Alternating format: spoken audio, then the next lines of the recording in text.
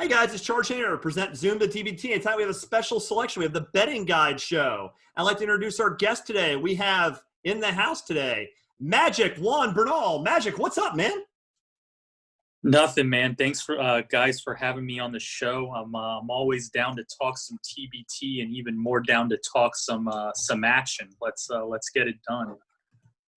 Yeah, no, we really appreciate you jumping on, Juan. And just a quick introduction of you before we dive into the good stuff. Juan, he's been around the TBT for a long time. He was a GM, a founder, head coach of Pedro's Posse, so that legendary team with Jason Williams, Mike Bibby.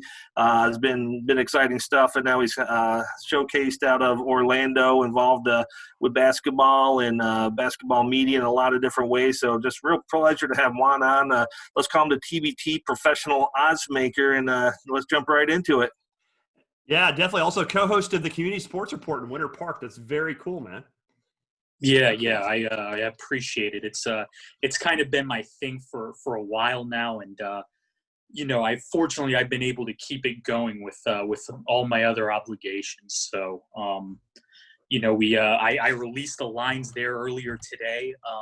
A couple of those have changed. A team has changed. I spent the entire time, or not the entire time, but I spent a whole 5 minutes breaking down Mid-America Unity. And 10 minutes later, I find out that they're no longer in the tournament. So yeah, this is TBT 2020. You gotta be following Zoom to TBT constantly, following TBT constantly, and getting out the latest news. It's been crazy. There's a reason we pushed that show out at 3:30 on a daytime, and most of them get released at 7. Just saying, we had to kind of get that out. So real quick, to get sort of an introduction, a lot of our fans are basketball fans, but not necessarily odds mans or odds makers or betting fans. So maybe you can talk about the different kinds of betting, single game betting versus fantasy versus a bracket challenge. Like, Juan, can you describe what the different sort of opportunities are for people to lay wagers on this event? Yeah, so there, the first type of betting and the main type of wager that is placed is something called a straight wager, and that's that's all that is if you're picking a team to win a certain game. Now, usually when you have a game, you have Big X in this case. They're a 3-point favorite, which is -3 or giving 3 against D2. And what that means is for Big X to win the wager, they have to win the game by 4 points or greater. 3, if they win by 3, then it's known as a push, and you get your money back, or there's no action. If they win by 2, well, guess what?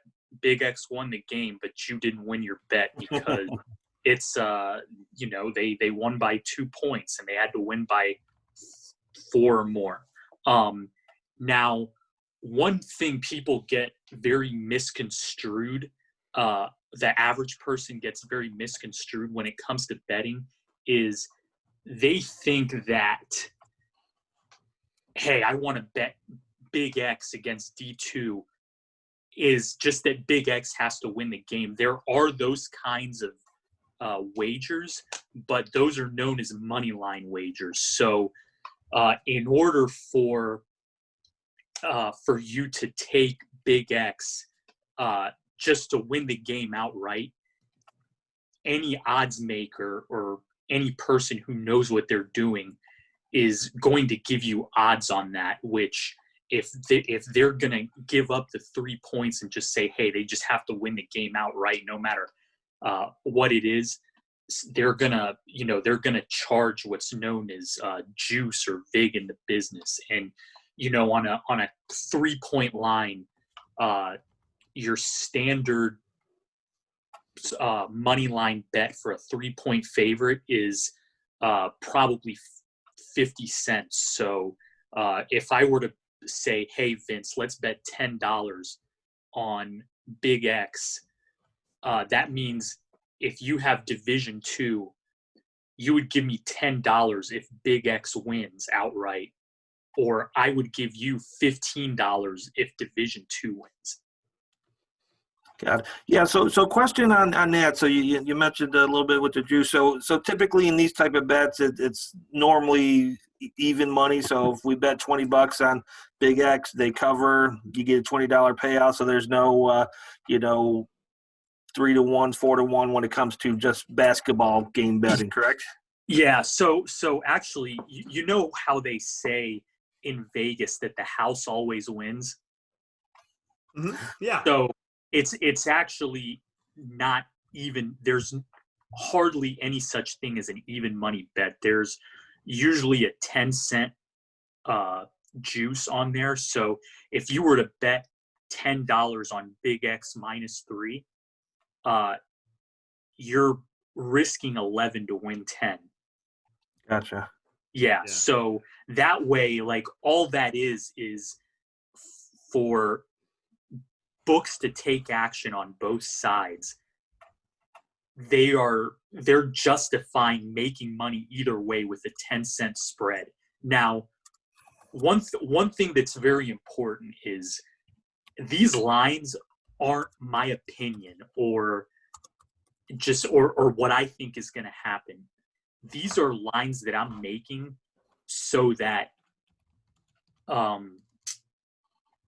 I pick a number where I think the casual person or the casual bettor is going to wager on both sides. So, 50% at a line like this, 50% of the people are going to take Division II and 50% of the people are going to take Big X. Now, if I see a huge jump, like there was a game today where I got a couple messages where like, oh my God, I'll put my mortgage on this certain team, then I have to move the line so that they don't take that, you know what I mean? So there's action on both sides. So like, for example, if Vince, if you put your mortgage on Big X and you're that confident, I would have to move the line to Big X -4 or -5. But that's after you make the bet, of course, because if you feel that confident to put your mortgage on something, there's probably going to be people that feel the same way. And the one thing books don't want to have is just one-sided action. Yeah, because Right. it's too much risk. Absolutely. Exactly. Yep. And Vince doesn't have a mortgage. He's already paid his house off. I gotta say, yeah, I don't know if my wife's gonna let me do that, but yeah, no, you're right. Hey, before we dive in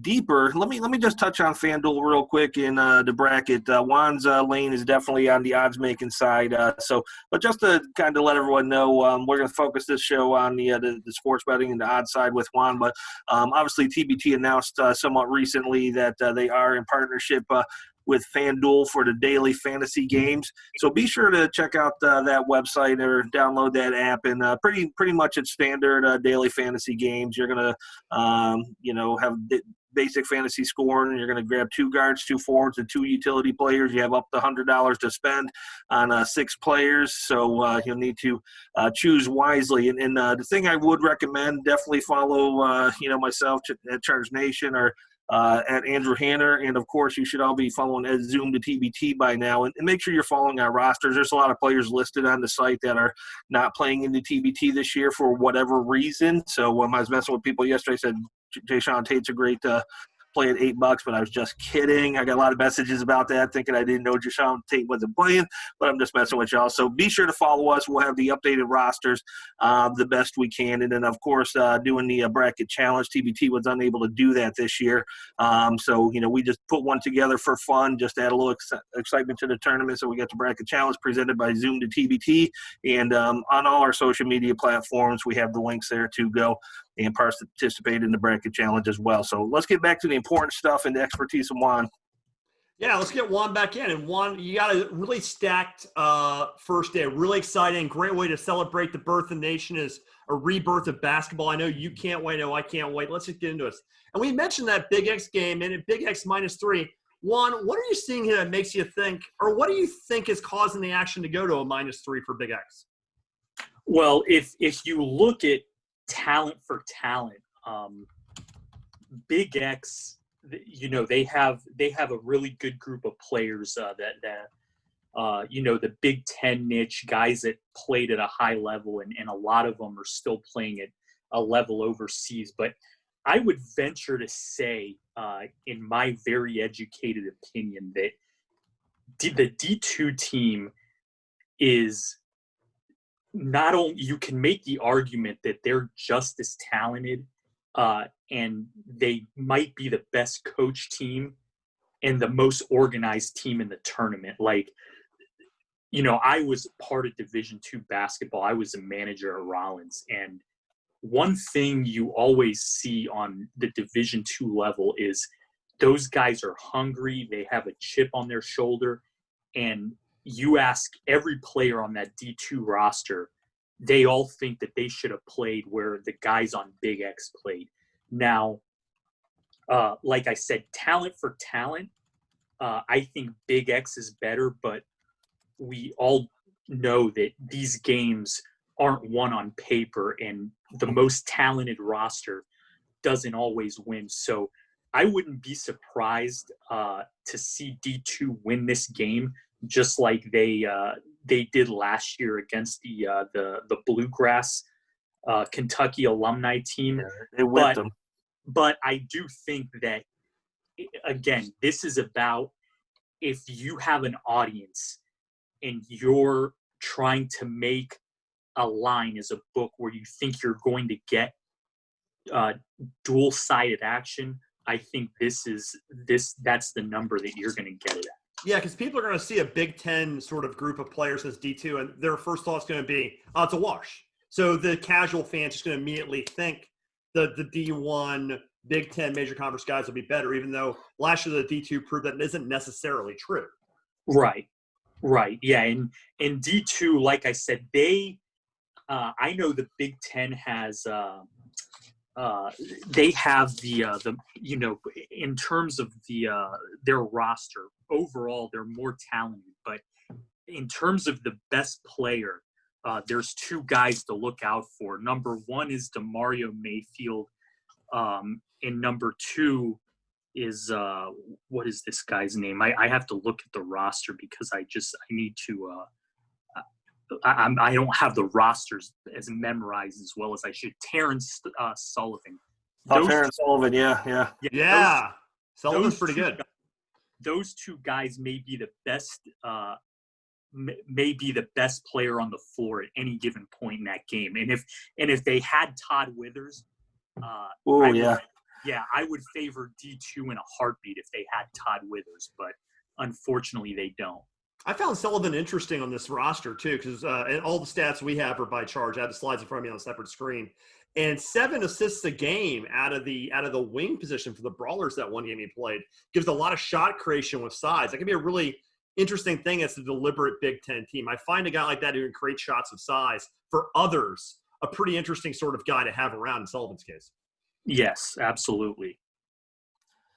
All right, fantastic. So, hey, before we move on to brotherly love, so are you at liberty to tell us who you would be taking in this matchup at -3?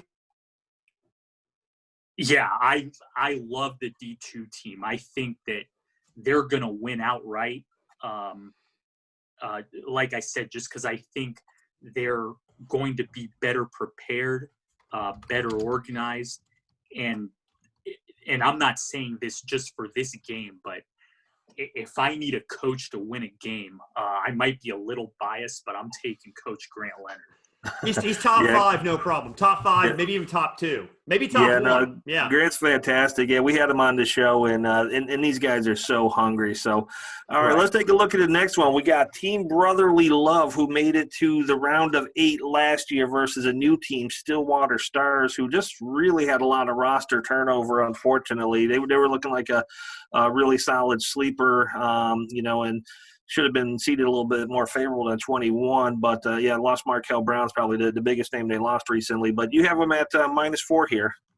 Yes, so this is just a classic example of why lines are difficult to make. So in analyzing these rosters yesterday, this game was a pick'em.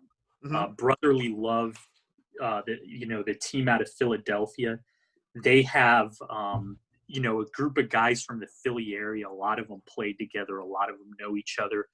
And the Stillwater Stars, a mix of Oklahoma State and Kansas guys. And this was a pick 'em yesterday, but because of the attrition, this line moved to -4. And I wouldn't be surprised if it moved even higher come game day. This is one that when I release the modified lines in the morning after, digging through some information, it could be 6 or 7 based on, on what we know. And it's tough for the Stillwater Stars that they've had some roster attrition, but hey, that's part of TBT. Yeah, it's kind of crazy because we had them on the show. We had you lose Cobbins, you lose Brown, you lose Forte, you lose your best big, you lose your best scorer, and you lose your best range. I mean, you still have Tyshawn Taylor, who's a great distributor, but if you're not passing to your shooter, you're not passing to your big, you're not passing to your scorer, who are you passing to? I mean, they still have some talent, but it's 7 people and losing those 3 blue chips. I mean, it's a really open question if they, at this roster construction with the losses, can hang with Brotherly Love. Yeah, and Brotherly Love being a very cohesive group, they're one of those teams that if you have the issues that the Stillwater Stars have, it makes it very tough to play against, because a lot of those guys, like I said, they're from the same area. They got a chip on their shoulder. They're tough and they've played together. And, a lot of those qualities are what wins games in TBT.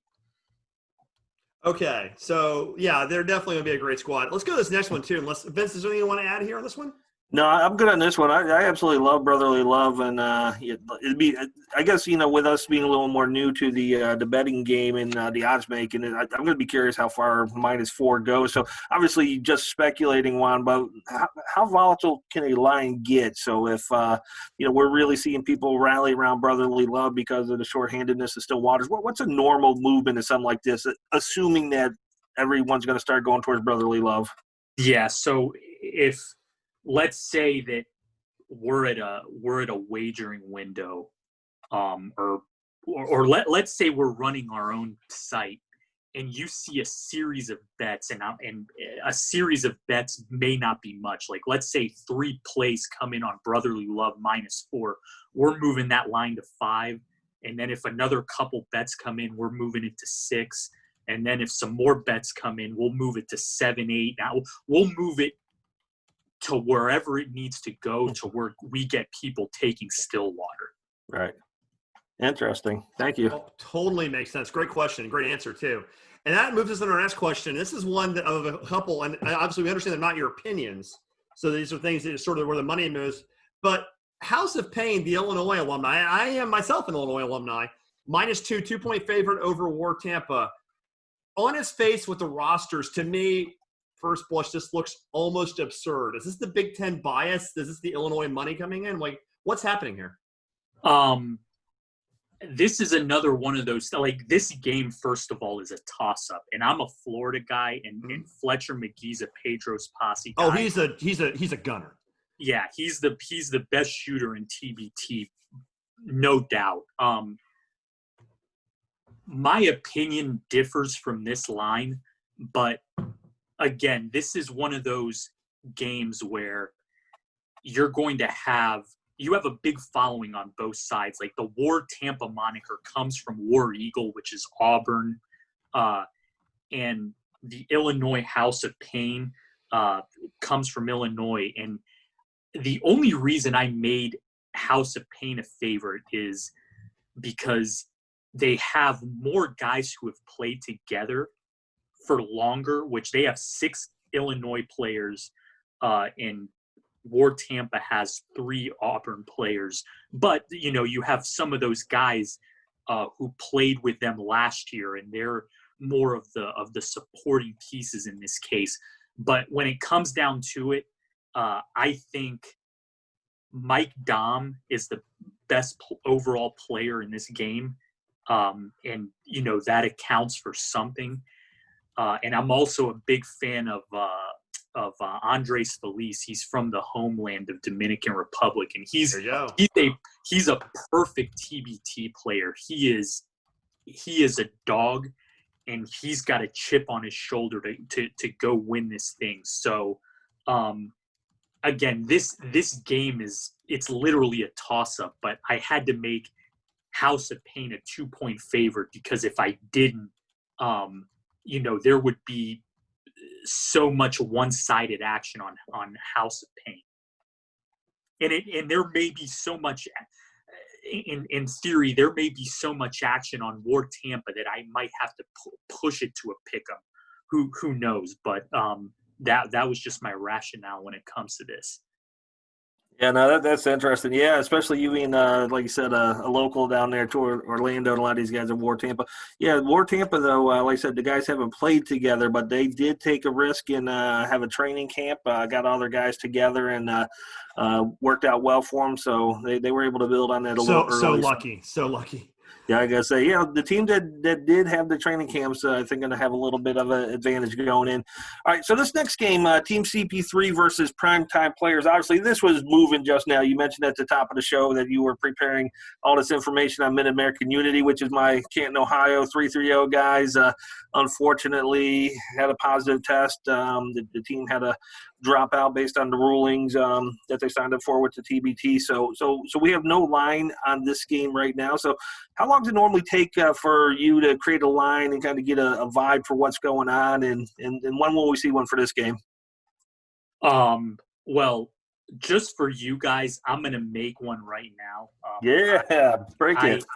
Okay, so the Primetime Players they're a very accomplished group of guys who have won at the minor league basketball level. And they're a very cohesive, gritty, tough group of guys. There are a couple of additions that they made, which I'm not sure that I actually don't know a lot about. So for this game, I'm going to make Primetime Players a 1-point favorite. Ooh. And the only reason I say that is, and this is, this is no disrespect to anybody. Obviously, I think every team that's in TBT is very worthy of being there. And this is, this is one of those things where you have to be careful. Just because you look at a roster and it doesn't impress you with the names or impress you with the way they fit, the one thing you can never take into account in any given game is how hard guys are going to play. And when there's $1 million on the line, you have to know that guys are looking for any motivation in order to compete and play hard and prove people wrong. So with that being said, the CP3 roster, it doesn't stick out to me, but just because it doesn't stick out to me as very impressive makes me think that they're better than I think they are, and they're going to play hard. And, I know all of them came up through this Team CP3 AAU system, albeit not at the same time. And, they're going to have a tough matchup going against a team of guys who has played together. But again, just like 3 of the first 4 games, I really do think it's a toss-up or a one-possession game, and Primetime Players is in my opinion is going to pull it out. So I put them as a 1-point favorite. Yeah, no, for sure. If people are sleeping on Primetime here in TBT 2020, they just haven't watched enough TBT in their lives yet. So, truly, Chris Thomas is always just cool as a cucumber, man. He's just confident in his team, confident in his players, and it just looks fantastic. So, I'm looking forward to this game and seeing what's going to happen. So that wraps up our slate of games for Saturday, July 4th. So this is where the fireworks are going to be, and then we're going to head out to Sunday. So, Hainer, why don't you introduce this day? So this is one of the teams I'm really high on, another one of the replacement teams, which I think at 10 is actually kind of a really nice team with some of their ads. And you have them as a fairly commanding 7-point favorite overheard that, and I kind of honestly understand this. You want to go a little deeper on how this got this high? Yeah, this is the one game where I just think that Jimmy V is better in every aspect than Herd That, except for one, which is shooting. I think Marshall may be the best shooting team in the tournament, with the Elmore brothers, and they're not afraid to pull it from anywhere. But if Jimmy V had one more dynamic guard, I think you would really have an argument for them to win this whole thing. Their bigs, Hashim Thabit, Chad Brown, who's a Pedro's Posse guy, Bashir Ahmed, who is I saw him play in JUCO. He was really, really, really good, and he's a dog. And I mean that in the most respectful way possible. No one's getting a rebound, at least in this game, over Chad or Hashim Thabit. But, in a one-game scenario, anything can happen. And I know Marshall has some cohesiveness, even though they have some guys that are there that didn't play at Marshall. But I just think that the only way Marshall can keep this game within single digits is them just absolutely going lights out from the field. And I'm not discounting that because, like I said, this is one game. There's no fans. There's not a lot of distractions, and anything can happen. So, but I really like Jimmy V in this game.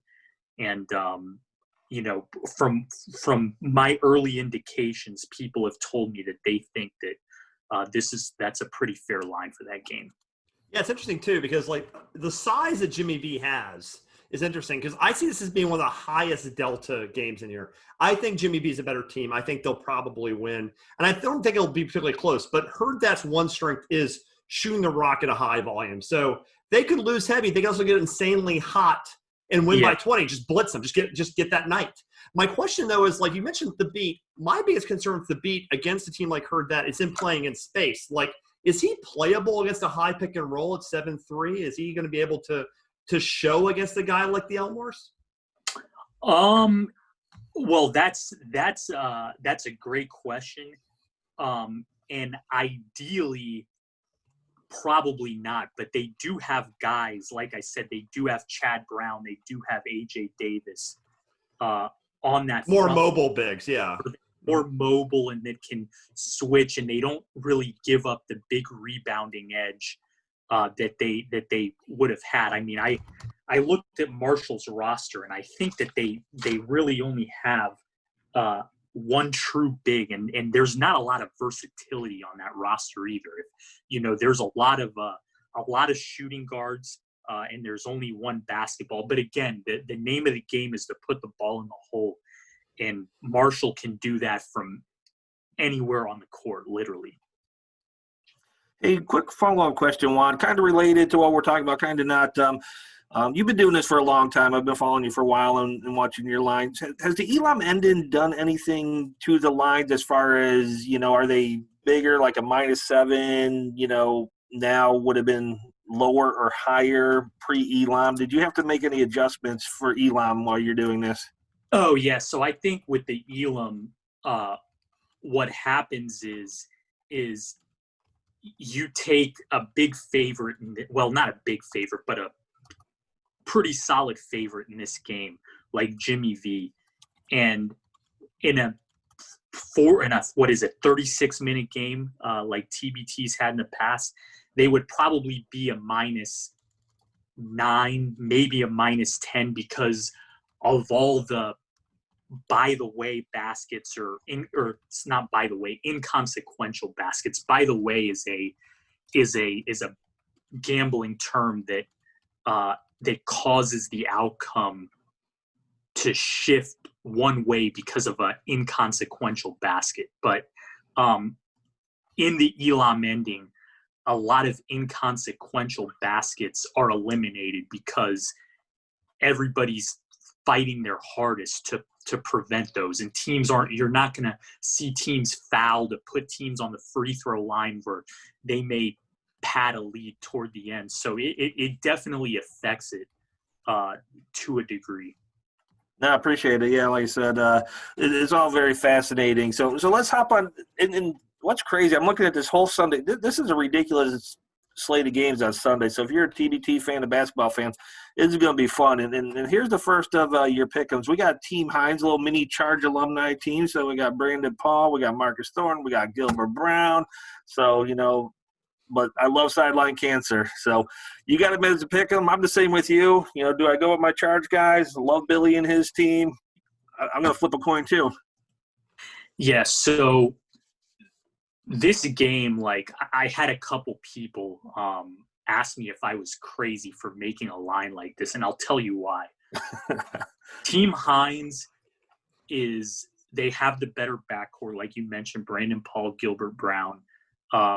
And Sideline Cancer has, in my opinion, the better bigs with Diamond Stone and Thompson. Now, one thing about Sideline Cancer is I like their versatility, and Marcus Keene was, at worst, a top 5 player in the TBT last year, so we know what he can do against good competition. Now, he's the best player under 6 feet, right? Right. Yeah. This is just one of those games where I think it's just going to be a 1-possession game. I don't know who's going to win it. But in my estimation, this is one of those things. If you think bigs win games, you're going to pick Sideline Cancer. If you think guards win games in this setting like I do, you're inclined to pick Team Hines. But you have to take into account Team Hines has suffered some significant attrition, and you just don't know how familiar these guys are with each other. Attrition. I read on ESPN today that Hines and Kalithas were still on the team. Well, if you look at the page, they're boosters. Yeah. Yeah. Yeah, we're just making a joke. We're just taking a joke about him. He's taking a jab at their journalism. Which is normally top notch. But I read the article about them picking teams led by Hines and Kalithas. I'm led from where? From Europe? No, not yeah. really. Yeah, no, yes, a couple people when they said I was, they wanted to know where I made the lineup. I said, well, you do know Kyle and Nick aren't playing, right? And it's like, well, it says they're playing on the site. I'm like, yeah, read what their role is. Exactly. Or you can follow Zoom at TB or at Zoom the TBT, and you'll have. I'm talking like Hainer now, tripping over myself. But yeah, no, we're scrubbing that website at least twice a day right now, trying to keep everyone up to date with the latest rosters. So we'll keep posting the news, and yeah, you're exactly right. Got the boosters there. Yeah. So this other game, this is interesting because you got some Heartland guys. You've got the Heartfire versus the Menamaki, and we'll wait for the graphic to go away. It gets lost a little bit. There we go. -6. Pretty big favorite. It makes some sense. I mean, Isaiah Austin is going to be a fairly dominant player in the post against Menamaki. They've made some moves to improve. Juan, can this get any better for Mackey with some of the moves they've made? Yeah, well, the first thing with Mackey is it could get better because you have the Purdue group who's probably going to take Mackey no matter what. And it's our most viewed show. Yeah, you mentioned Isaiah Austin. Isaac Haas is on their roster, if I'm not mistaken. Mm-hmm. He's as a player, correct? Correct. So correct. If he is playing, which all indications I have that he is, that's going to be a great big matchup. I do think Heartfire is the sleeper to win this entire thing. They're well coached. They're versatile. They have really good guards. They have good bigs, solid wings. And, the Menamaki, obviously they have guys who played together for some of their careers at Purdue, and you can't discount the cohesiveness and the motivation of an alumni team. So, but with Hardfire's talent and coaching, Billy Kennedy coached at a very high level for a long time, a really good, successful collegiate basketball coach. And like I mentioned, they have talent, in my opinion, to win the entire thing and make a run. Yeah, these guys got a lot of firepower, and Metamaki's been kind of one of these teams the past 2 weeks. I've really kind of gravitated toward these guys. I wish they had a different matchup, but it's going to be a intriguing game, and -6 is the number that we're sitting on right now. And this next matchup is we talked about this off camera, so I can't wait to hear the comments, but Armored Athlete, Power to Paw, both friends of our podcast, had them both on, and it's like picking a favorite child. I know, and it's hard to do, but obviously Power to Paw, a little more cohesive. Armored Athlete, a lot of turnover, but has a history of winning. So where did you come up with the 4.5 on this one? Okay, this is, like I mentioned with CP3 earlier, I looked at Armored Athlete's roster, and I wasn't exactly I wasn't too intrigued by it, but after doing some further research and talking to people after the fact, I realized that they were a little bit better than I had initially thought they were. And again, like this is just one of those things. Armored Athlete is a staple of TBT. They've always had teams that have competed hard, and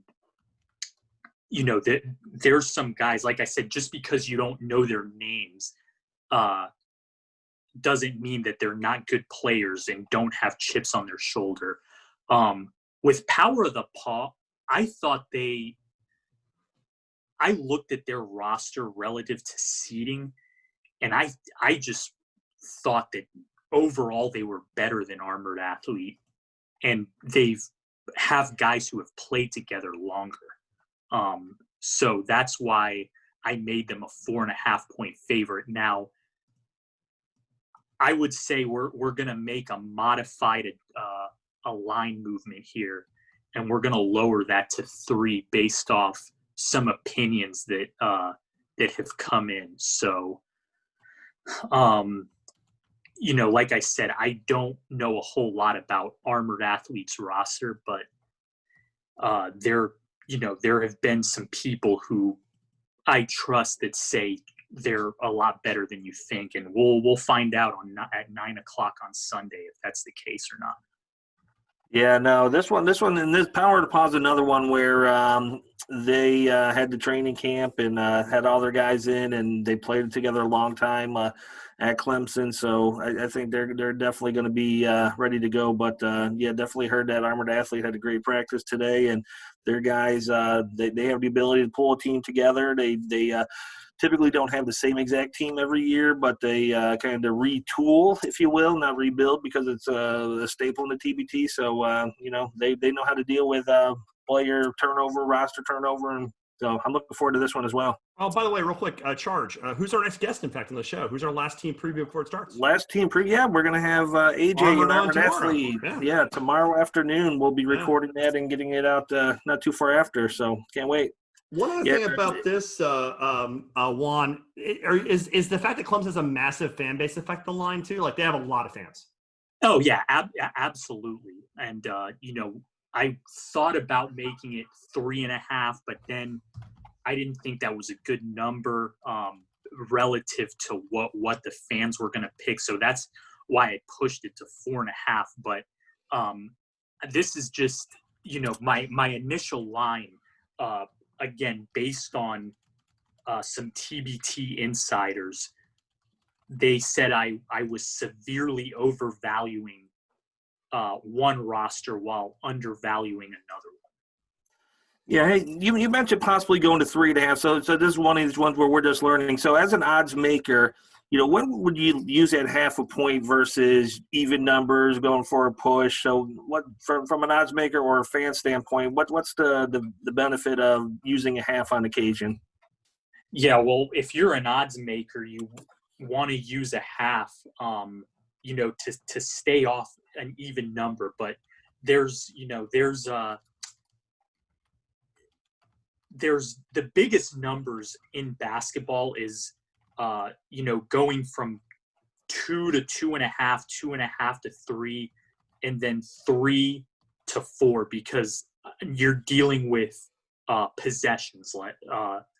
That's the best way I can really explain it. So if you think it's going to be a one possession game, but you want to favor a certain team a certain way, then you make the line 3. But if you're unsure whether it's going to be a one possession game or a 2 possession game, you move it to 3.5. And if you are for sure you think it's going to be a 2 possession game, you go to 4 or higher. Got it.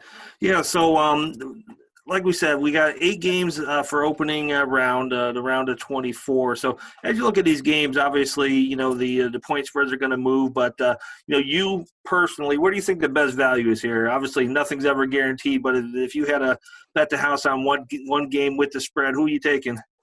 Division 2. D2. Gotcha. Yeah. Lock it in. Yeah. I'm going to follow Juan. He's the professional odds maker. So, I think I'll go all in on D2 then, too. I trust you. Okay. So let me just wrap up by saying these. Okay, so in the past, specifically the past 2 years, odds makers or major. I don't want to say major books, being Vegas casinos and some online books, have started to publish TBT lines beginning in the Sweet 16. For all 23 games this year, lines will be available. So there is a guy, I know a guy who runs a sports book in a casino out in Vegas. I sent him these lines. He's obviously just going to use these as a reference. But teams are going to, or not teams, sorry, different books are going to make their own lines based on algorithms and information that they use to make lines. There's people who are, who are full-time odds makers that have access to a lot more algorithms and information than I do, that are going to make these lines.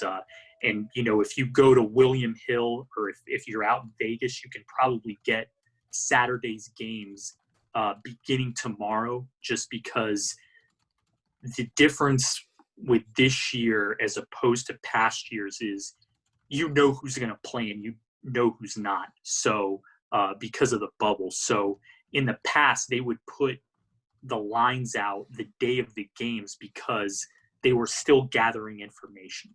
And again, these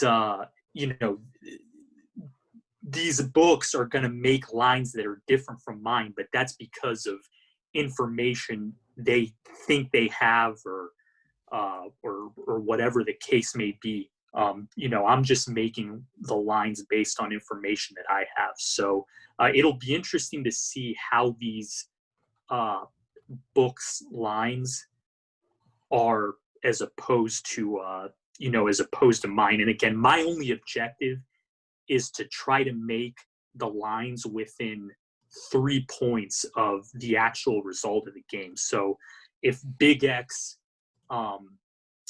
if Big X ends up winning by 5 or ends up winning by 1, I'm happy either way because I made the line at 3. Right. Yeah, no, this is interesting. And I don't know what these Vegas people have on you, though. You're the TBT professional odds maker here, so they should just take your lines, run with it. And I don't know who behind the scenes in Vegas and their algorithms gonna have on you, but I guess it is what it is. But yeah, so you mentioned if you're in Vegas, obviously you're in business. But if you're not in Vegas and you do want to put some action on any of these games, you mentioned William Hill. Is there any other reputable online sports books that you would recommend for people? Yeah, so if you have like Bovada, or if you're a gambler, you have either a local guy who gives you a site, or you have one of those general offshore books like Bovada or sportsbook.com or whatever, they will have their own lines that they get from Chris or Pinnacle or any other odds making service, and they will they'll release the lines on those books. Now, if they're not available on your site, there's going to be people. So what I did on Twitter last year was I would have people that would that fortunately they would place bets on both sides, and I would just I would just like be the intermediary and say, okay, like this guy thinks that this team's going to win and this guy thinks that the other team's going to win. Like you're not betting against me, you're betting against each other. I don't really have any interest in betting with anyone in particular because, like I said, I want my lines to be as close to the actual score of the game as possible. But yeah, if you have an online wagering account, you should be able to get TBT lines because in reality, there's just nothing else out there to really wager on. That's why we're doing this. There's nothing else to do. Yeah. So, if you want to use my lines, especially if you like Big X, I'll take your action up to a certain point. I mean, I don't want to be, taking millions of dollars worth from everybody at Ohio State, Wisconsin, or Iowa. But yeah, just hit me up on Twitter. We could talk. Hey, one more quick question before we close. You've been real generous with your time already, but so you always try to hit within 3 points of the spread. So what percent of the time do you typically hit that? So did you go? Obviously, you go back and look at last year, whatever. I mean, what's good look like for you? Just out of curiosity. I haven't done the stats on that, but hopefully, if there's an opportunity to have me on later as the TBT goes along to maybe discuss some further lines and how things have gone, I do not mind pulling that up for you guys at all. Hey, you just volunteered yourself and us to make sure that we make this a regular segment. So obviously we got to wait till the end of the day Sunday and see who the matchups are. But yeah, we'd love to have you, and it's been really intriguing. So Hainer, why don't you close this out? Any final thoughts from you? No, we had a good show here, and I guess it's the one of many. So the first betting guide with Magic Juan Bernal. Juan, thanks for coming on tonight. Yeah, no problem, guys. Thanks for having me. I'm looking forward to the slate of games this weekend, and hopefully we'll talk soon. And hopefully my lines are right on the money. There you go. You don't even need 3 points. Right on the money. See you, Juan. All right. See you guys.